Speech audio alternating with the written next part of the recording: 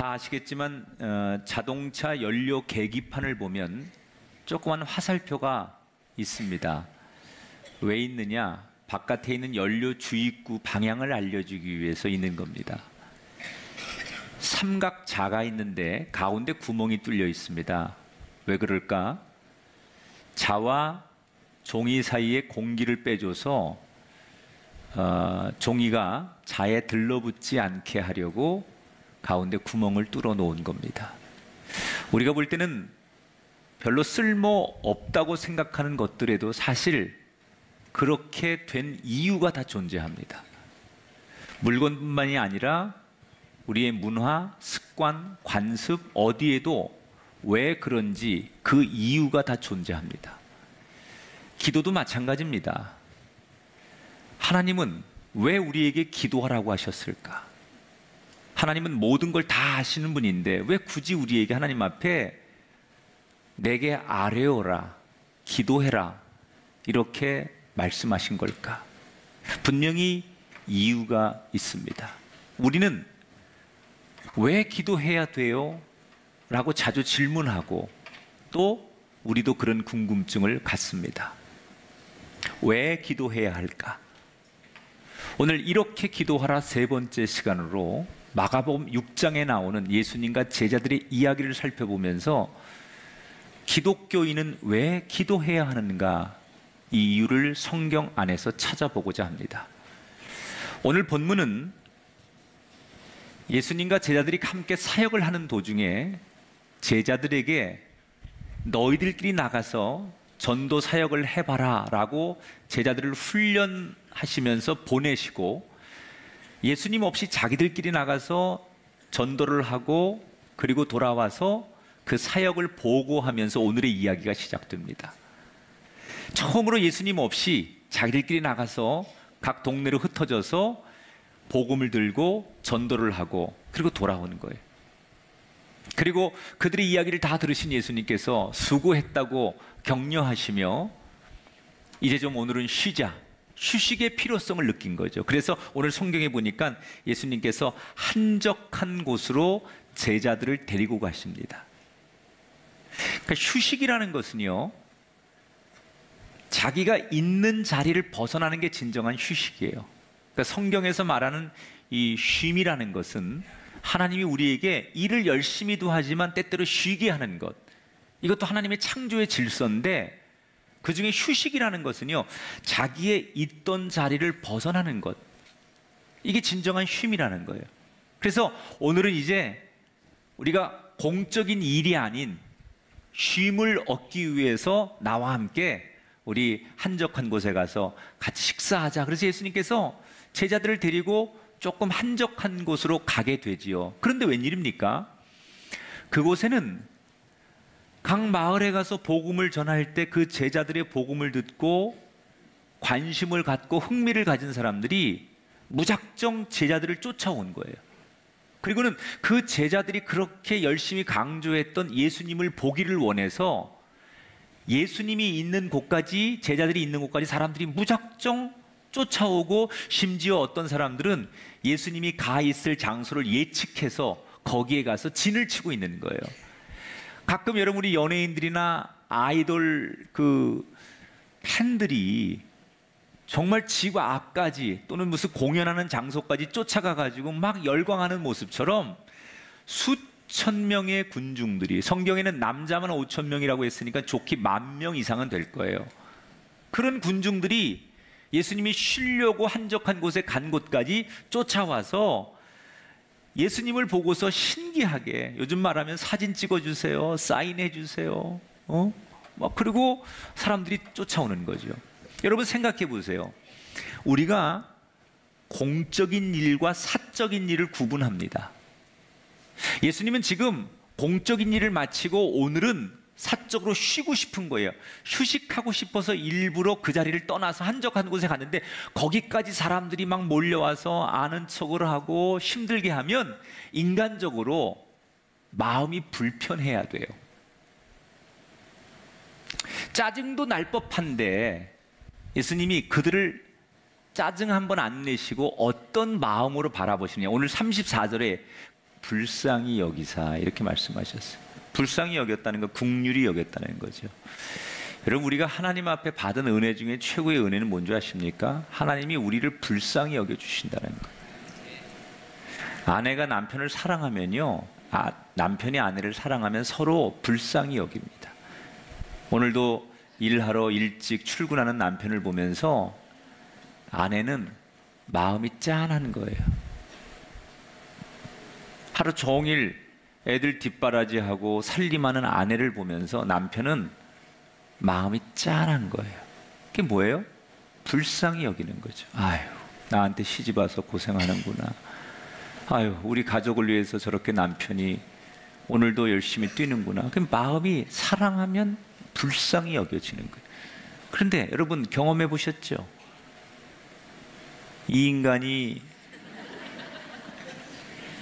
좀 마음에 안 들어. 그러면 아침에 출근하는 뒷모습 보고 나가다가 그냥 바나나 껍질에 미끄러지든지 오늘 나가서 뭘 먹든지 네가 알아서 해라. 불쌍한 마음이 하나도 안 듭니다.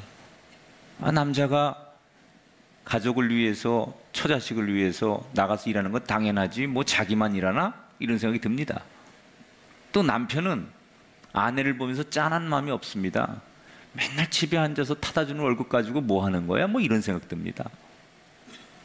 하나님이 원리 원칙대로 우리를 보시면 불쌍히 여길 마음이 없어요. 그럼에도 불구하고 우리의 죄성을 아시지만, 우리의 삶을 아시지만 우리를 불쌍히 여겨준다는 거. 이게 은혜예요, 여러분. 여러분, 오늘도 하나님이 우리를 긍휼히 여겨주는 예배가 되길 바랍니다.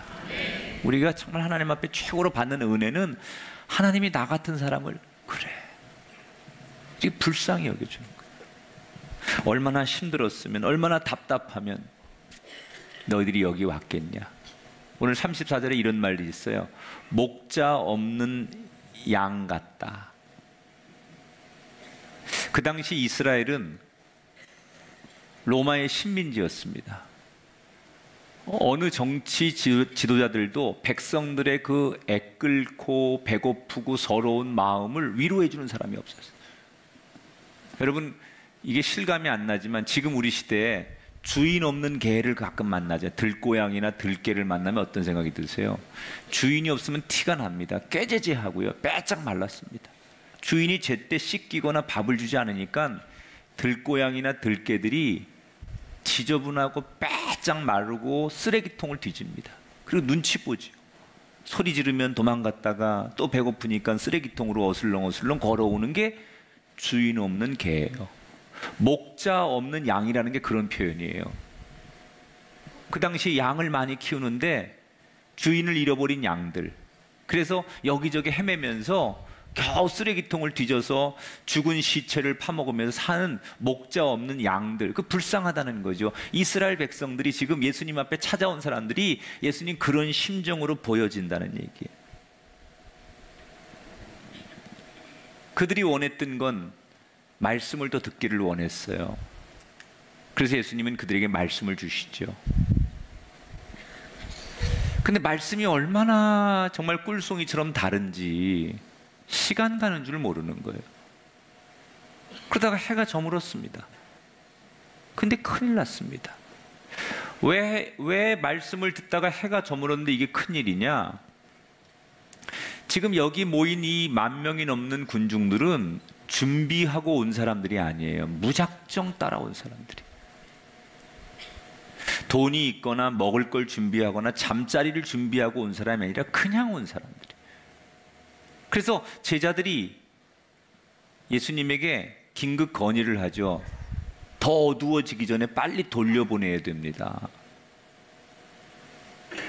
근데 예수님께서 뭐라고 말씀하시느냐?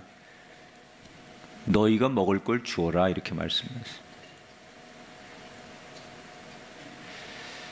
그러니까 제자들이 황당한 표정을 지으면서, 선생님, 여기서 마을까지의 거리가 얼마나 되는 줄 아십니까?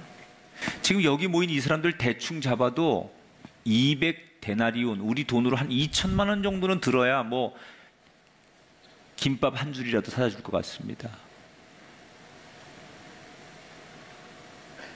말이 안 된다는 거죠. 근데 예수님은 왜 너희들이 먹을 걸 줘라 이렇게 얘기하셨을까요? 이거는 너희를 희생하라는 얘기예요. 너희를 희생해라. 제자들은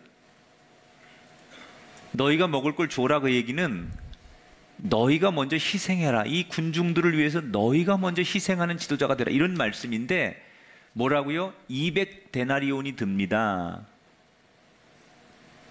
여러분, 이게 굉장히 합리적인, 계산적인, 이성적인 아주 대답 같지만 이 대답에는 함정이 있어요. 지금 제자들의 이 대답 속에는 굉장히 공식적이고 수학적이고 경제적이고 논리적인 대답이지만 이 속에 문제가 있는데 그게 뭐냐? 하나님의 가능성은 전혀 생각하지 않고 인간의 가능성만 가지고 한 대답이에요. 인간의 가능성으로는 줄 수가 없어요. 인간의 상식으로는 여기에다 먹을 걸 퍼주면 안 돼요. 이게 인간의 가능성이에요. 그런데 이 사람들이 조금도 하나님의 가능성을 고려하지 않은 거예요. 하나님의 가능성을 조금만 염두에 두었다면 인간의 차원에서만 생각하지 않고, 여러분, 우리가 기적을 경험하지 못하는 이유는 뭔지 알아요? 여러분의 상식으로, 여러분의 인간의 생각으로만 계산하는 거예요. 그러니까 이제 거기서 답이 나오죠. 아, 이건 도저히 안 돼. 이건 도저히 방법이 없어. 그건 인간의 생각으로는 그래요. 근데 거기에다가 하나님이 개입하시면 어떨까? 기적이 뭔 줄 알아요? 인간이 할 수 없는 범위 내에서 주는 은총이 기적이고, 인간이 할 수 없는 범위 내에서 일어나는 어려움이 재앙인 거예요. 여러분, 언제나 우리가 요 경계선에서 생각을 잘해야 돼요. 땅의 가장 높은 부분도 하늘의 가장 낮은 부분보다 아래에 있고, 인간의 가장 지혜로운 것도 하나님의 가장 미련한 것 아래에 있는 거예요. 제가 목회하면서, 저 살면서 이런 때가 있었어요. 하나님이 말도 안 되는 걸 요구하시더라고, 나한테. 교회를 우리가 9번 건축했거든요.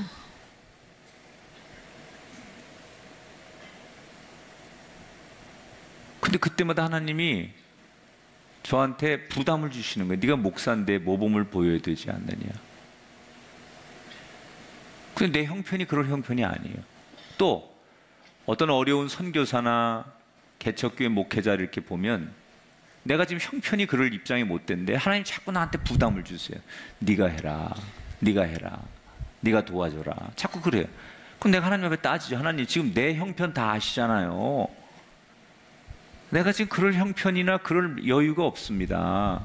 근데 하나님 자꾸 나한테 무리한 요구를 하세요. 말도 안 되는 요구를 하세요. 그러다가 결국 하나님이 말도 안 되는 요구지만 너무 강하게 나한테 푸시를 하시니까 내가 어렵게 그게 그냥 말도 안 되는 그 일에 순종을 할 때가 있어요. 그럴 때 꼭 얻는 결론이 뭐냐? 아하, 말도 안 되는 요구를 하실 때는 그때는 기적이 준비되어 있다는 사인이구나. 여러분, 살면서 이거 말도 안 되는 걸 하나님 나한테 자꾸 감동을 주시고 은혜를 주시고 요구를 주실 때는 하나님이 기적을 준비해 놓으시고 임박해 있다는 또 다른 영적인 사인이라는 거예요. 제자들이 대들지요. 이거 대드는 거예요. 선생님, 말 같은 소리 하십시오. 200데나리온이 필요합니다. 200데나리온. 그 얘기는 네가 해봐, 뭐 이런 얘기죠. 근데 예수님이 아랑곳하지 않고 그럼 여기 먹을 거 한번 구해봐라. 그래서 제자들이 한참 만에 소년의 보리떡 5개, 요만한 빵 조각이에요. 마른 생선 구운 거 2마리, 이것밖에 없습니다. 퉁명스럽게 내미는 그 음식 앞에 예수님께서 한참을 의미심장한 표정을 짓더니 3가지를 하세요. 기적을 행하기 전에 3가지를 하세요. 첫째는 한 50명, 100명씩 군중들을 그룹을 지어서 앉혀라. 이건 질서를 확립하겠다는 거예요. 기적은 무질서 속에 일어나지 않아요. 질서 안에서 기적은 일어나는 거예요. 두 번째, 그 작은 음식을 가지고 별것도 아닌데 하늘 높이 그 음식을 들고 감사 기도를 드리셨어요. 하나님, 먹을 수 있는 음식 주셔서 감사합니다. 바라기는 이 음식에 복을 주셔서 우리 모두 먹고 누리게 하옵소서. 그리고 예수님이 일방적으로 기적을 행하시지 않고 제자들을 불러서 그 제자들에게 떼어서 제자들이 다시 군중들에게 나누어 주도록, 다시 말하면 팀이 되도록, 하나가 되도록 제자들도 이 기적에 참여를 시키셨어요. 어떤 기적이 일어난 건 이런 거죠. 떡과 그 빼빼 마른 물고기 이거를 이렇게 떼었어요. 그래서 주었어요. 그런데 분명히 떼어진 곳이 없어야 되는데 다시 또 생겨요. 더 크게 떼어봤어요. 줬는데 또 생겨요. 이게 기적이었다는 거예요. 예수님 손에 있는 그 떡이 떨어지면 떼어주면 없어져야 되는데 또 원형으로 생기고 원형으로 생겨서 거기 있는 사람들이 다 배불리 먹을 때까지 예수님 손에 있던 그 떡이 떨어지지 않아요. 그리고 그들이 다 배불리 먹고 난 다음에 기적이 멈췄어요. 남녀노소 빈부귀천 할 것 없이 모든 사람이 공평하게 주님 앞에 배불리 먹었어요. 이것이 예수님의 복음이에요. 기독교적 사회관이라고 해요. 기독교는 누구든지 공평하게 배부르고 평안하기를 원하는 게 주님의 뜻이라는 거예요. 그래서 모든 사람을 배불리 먹어요. 여러분, 들으면서도 여러분이 지금 이렇게 여러분 좀 의문이 가는 분이 있지요. 거기 있던 무리와 제자들도 이게 어떻게 가능할까? 어떻게 그 보리떡 5개와 물고기 2마리를 가지고 10,000명 넘는 사람을 다 먹일 때까지 이런 정말 말도 안 되는 기적이 우리 눈앞에 펼쳐질 수 있었을까? 그 불가능한 상황이 가능한 상황으로 뒤집어지는 그 타이밍이 언제인 줄 아십니까? 41절을 다시 보세요. 시작. 예수께서 하늘을 우러러 축사하시고.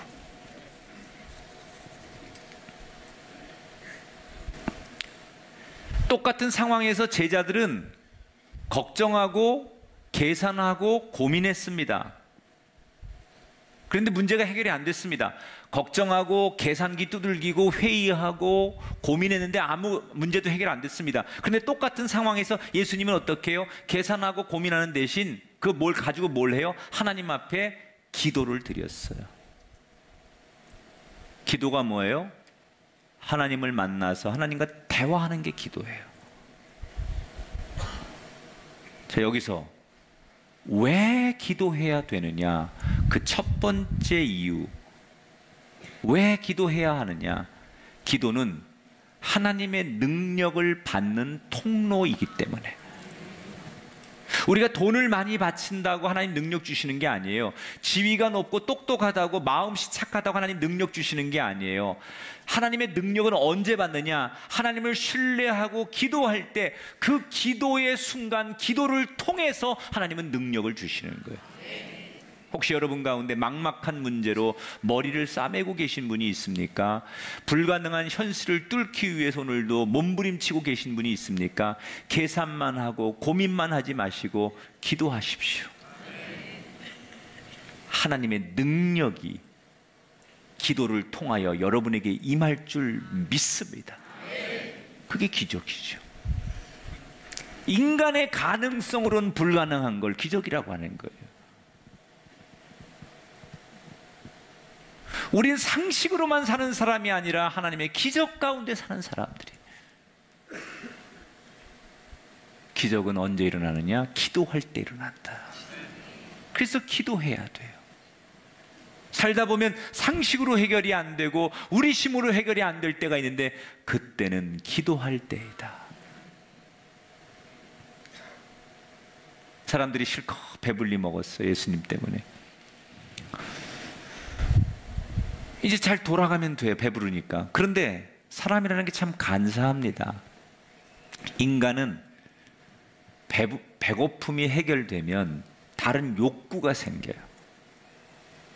그래서 인간의 어느 심리학자는 인간의 5가지 단계의 기본적 욕구를 얘기하기도 하는데, 우리가 참 처음에는 이 직장이라도 다니는 게 감사하고, 이런 집이라도 있는 게 감사하고, 하루 세 끼 먹는 것만 해도 감사하고, 그럴 때가 있었어요. 이것만 해도 난 평생 감사해.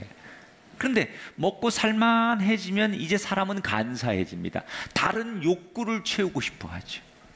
이제 배부르니까 예수님을 통해서 이 군중들이 다른 욕심이 생기는 거예요. 이 정도면, 이 정도의 능력이라면 우리가 장사하고 농사하고 열심히 일 안 해도 먹는 문제를 해결할 수 있는 저분만 있으면 먹는 문제가 해결되네. 아니, 로마의 식민지에서 나라를 뺏기고 서름없이 목자 없는 양같이 주인 없는 개처럼 사는 우리들에게 저분이라면 로마로부터 우리를 지켜줄 수도 있겠네. 그런 마음이 군중들 마음속에 다 있는 거예요. 그리고 누군가가 입 밖으로 그 마음을 표현합니다. 우리 저분을 왕으로 세우자. 그랬더니 순식간에 군중 심리라고 사람들이 막 흥분하면서 예수님, 저희의 왕이 되어 주십시오. 저희가 당신의 종이 되고 당신의 백성이 되겠습니다. 우리의 왕이 되어 주십시오. 예수 만세, 예수 만세. 사람들이 소리를 지르기 시작하는 거예요. 근데 더 웃긴 건 중간에 있던 제자들이 어정쩡하게 있다가 그 군중들 보고 예수님 한번 쳐다보다가 자기들도 얼떨게 손 들고 예수 만세, 예수 만세, 그리고 자기들도 외치기 시작하는 거예요. 예수님은 2가지 갈림길에 놓였어요. 저 군중이, 백성들이 원하는 왕이 되어 저들을 편안하게 해줄 것이냐, 아니면 하늘 아버지의 한 분의 뜻을 따를 것이냐. 그때 예수님이 어떤 걸 선택하십니까? 45절 46절 볼게요. 같이 읽습니다.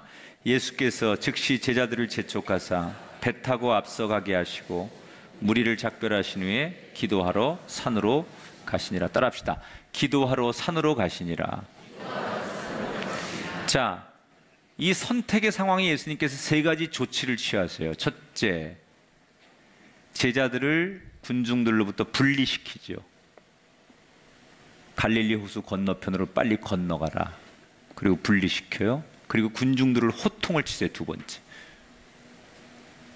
어찌하여 너희들 이런 말을 하느냐. 저는 이 대목을 신학적으로 사단의 시험이라고 해석을 해요. 왜 시험이냐? 예수님은 보리떡 5개, 물고기 2마리로 군중들에게 배고픔을 해결해 줄 때 예수님이 원했던 것은 그들이 이 배부름을 통해서 배고픔의 문제가 해결되면서 하나님을 알길 원했고 하나님을 보기를 원했어요. 예수님은. 그런데 배부르게 해줬더니 이 사람들은 하나님 앞에 감사하는 게 아니라 예수님을 인간적으로 왕으로 세우자고 요구를 해요. 이건 사단의 시험이에요, 여러분. 우리가 흥하고 잘되고 성공하고 문제가 해결될 때 사단이 틈을 탑니다. 지금 이 문제를 해결하면서 하나님이 영광 받으셔야 되는데 하나님이 영광 대신에 인간이 예수를 왕으로 세우자고 요구하는 건 예수님께 사단의 시험입니다. 그래서 예수님이 무리들에게 호통을 치시는 거예요. 어떻게 나를 왕으로 세운다고 하느냐? 쓸데없는 소리 하지 말고 빨리 집으로 돌아가라. 그리고 마치 개를 쫓을 때처럼 아주 조금 전에 그들을 그렇게 불쌍히 여기시고 긍휼히 여기시던 그 표정이 아니라 아주 단호하고 무서운 표정을 지으며 군중들을 호통을 치시고 그들을 해산시키셨어요. 그리고 당신은 혼자 산으로 기도하러 가셨어요. 예수님은 왜 제자들 따로 군중들 따로 보내고 당신만 기도하러 산에 가신 걸까? 제가 지난 시간에 모세가 너무 복잡한 상황에 어딜 갔다고 그랬어요? 산에 기도하러 갔다고 그랬어요. 왜 산이라고 했죠? 두 가지 이유. 이스라엘 사람들은 산은 높은 곳, 또 산은 하나님이 계시는 곳. 그래서 산을 택하고, 산은 세상과 단절된 곳이에요. 세상에서처럼 사람들에게 뭔가를 보여야 되는 곳이 아니에요. 산속은 조용하고 나와 하나님이 만나기에 가장 좋은 장소예요. 다시 말하면 하나님께 집중하기에 가장 좋은 장소가 평야나 땅이 아니라 산이라고 생각한 거예요. 지금 예수님은 너무나 복잡하고 시험이 오는 이 상황에서 하나님께 집중하기 위해 산으로 들어가는 거예요. 여러분, 기도는 왜 해야 되느냐? 내가 너무 복잡하고 너무 인간으로서 판단하기 어려울수록, 마음이 심란하고 괴로울수록 우리는 뭐 해야 되느냐? 기도해야 돼요. 왜? 기도를 하면 하나님 한 분께 집중하게 돼요. 기도하면 하나님만 바라보게 돼요.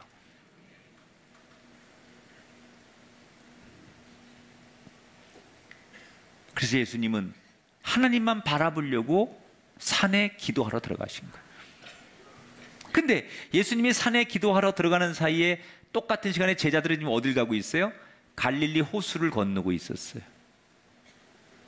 근데 이 갈릴리 호수는요, 낮에는 지형적인 것 때문에 낮에는 고요합니다, 호수가. 그런데 저녁이 되면 예기치 않게 가끔 돌풍이 불어요. 그런데 그날 예수님은 기도하러 산에 있는 그 순간 제자들이 빨리 너희들 호수 건너편으로 가라 라고 해서 배를 타고 건너다가 하필 그날 큰 돌풍을 만납니다. 배가 휘청휘청거리고 앞으로 가지를 못하는 거예요. 배를 지키려고, 배가 엎어지려고 하니까 그 배를 유지하려고 노력을 하고 노를 젓지만 6시간 동안 그들이 사투를 벌였지만 한 발자국도 배가 앞으로 나가지 못하는 태풍을 만났어요. 그러면서 점점점 제자들이 지쳐가고 죽음의 공포감까지 왔다고 그랬어요. 이러다가 우리 이거 빠져 죽는 거 아니야? 여길 빠져나갈 방법이 없어요. 6시간 동안 노를 젓고 그 어부로서 유능하고 경험 많은 베드로, 안드레, 야고보, 요한 모든 사람이 동원해서 이 배를 노를 젓지만 한 발자국도 앞으로 가지 못하고 6시간 동안 배가 막 그 돌풍에 휩싸여 가지고 엎어질 것 같아서 다시 붙들고 엎어질 것 같아 붙들고 이 사투를 벌이고 있는 거예요. 그런데 바로 그때 더 무서운 일이 벌어져요. 저기서 바다 위를 유령이 걸어오는 거예요. 제자들이 서로 부둥켜 안고 죽음의 사자가 우리를 데리러 왔구나 이렇게 생각하면서 제자들이 여기서 우리 다 죽는 거야? 이러면서 제자들이 울부짖기 시작하는 거예요. 여러분, 불과 6시간 전에 자기들 눈앞에서 오병이어의 기적이 일어났던 사람이에요. 예수님이 그 기적을 일으켰던 분이 자기의 목자예요. 그런데 불과 6시간 뒤에 조금 전에 받았던 경험했던 은혜는 다 잊어버리고 죽음이라는 공포 앞에 울부짖는 제자들의 모습, 이게 오늘 우리의 모습이라는 거예요. 우리가 오늘 이렇게 예배 드리면서 은혜 받고 말씀의 감동을 받고 정말 우리가 이런 설교를 들으면서 깨닫고 하나님의 은혜 속에 살겠다고 다짐하고 응답받고 우리가 나가면 불과 1시간 뒤에 우리는 조금 전에 받은 은혜, 조금 전에 들었던 말씀, 우리가 주일날 그렇게 감동스럽게 하나님 앞에 은혜 충만했던 그것이 다 잊어버려진 채 내 현실 앞에 돈 문제, 직장 문제, 세상 사람 문제, 내 일 문제, 자식 문제 이런 것들 때문에 우리가 죽겠다고 한숨치고 아우성치고 불만 생기고 이런 것이 오늘 이 제자들의 모습이 바로 우리들의 자화상이라는 거예요.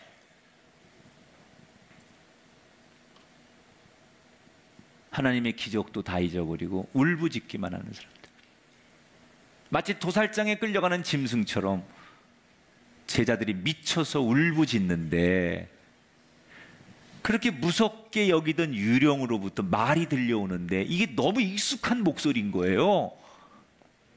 유령인 줄 알았는데 거기서 말이 들려오는데 너무너무 익숙한 목소리야. 뭐라고 들려오느냐? 안심하라. 내가 왔으니 두려워하지 말아라. 50절에 그렇게 나오죠. 안심하라.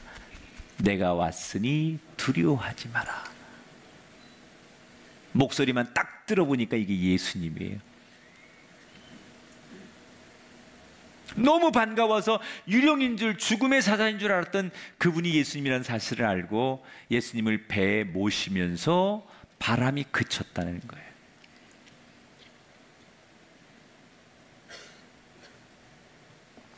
자, 여기서 중요한 거, 예수님도 제자들도 현실의 문제 앞에서 마음이 심란하기는 마찬가지였어요. 그런데 지금 예수님은 기도하면서 마음의 평안을 찾으셨고 제자들은 현실 앞에서 고민하고 있어요. 똑같은 상황, 똑같은 시간에 기도하는 예수님은 곧바로 평안을 찾고 산으로 들어간 예수님은 곧바로 기쁨을 되찾았는데 제자들은 바다 호수 한가운데서 두려움과 공포와 원망에 쌓여 있었어요. 무엇이 이 둘의 차이를 만들었느냐? 그게 바로 기도라는 거예요. 제자들은 지금 기도하지 않아요. 그런데 예수님 지금 기도하고 있어요. 여기서 우린 두 번째, 왜 기도해야 되느냐? 기도는 하나님만 바라보게 하는 통로가 된다는 거예요. 기도 안 하고 능력받은 사람이 있습니까? 기도 안 하고 하나님 만난 사람이 있습니까? 그래서 기도는 필요한 거예요. 세상에 대한 두려움을 이기려면, 오직 하나님만 바라보려면 기도라는 통로밖에는 없어요. 하나님을 보기를 원하십니까? 하나님께만 여러분 집중하기를 원하십니까? 그래서 세상의 풍랑과 일렁거리는 세상의 파도 앞에 두려움이 없기를 원하십니까? 오늘 그런 문제 저런 문제로 두려우십니까? 힘드십니까? 걱정스럽습니까? 그렇다면 기도하십시오. 하나님 앞에 매달리십시오. 거기에 여러분에게 하나님 주시는 위로가 임할 줄 믿습니다. 이번 한 주간 왜 기도해야 되는지, 하나님 다 우리의 쓸 것을 예비하시고 다 하신다는데 우리는 왜 기도해야 되는지 그렇게 말하지 말고 이 말씀 다시 또 씹고 또 씹으셔서 평생토록 내가 기도해야 될 이유를 알고 아름다운 순례의 길을 걸어가는 저와 여러분이 되기를 주님의 이름으로 축원합니다.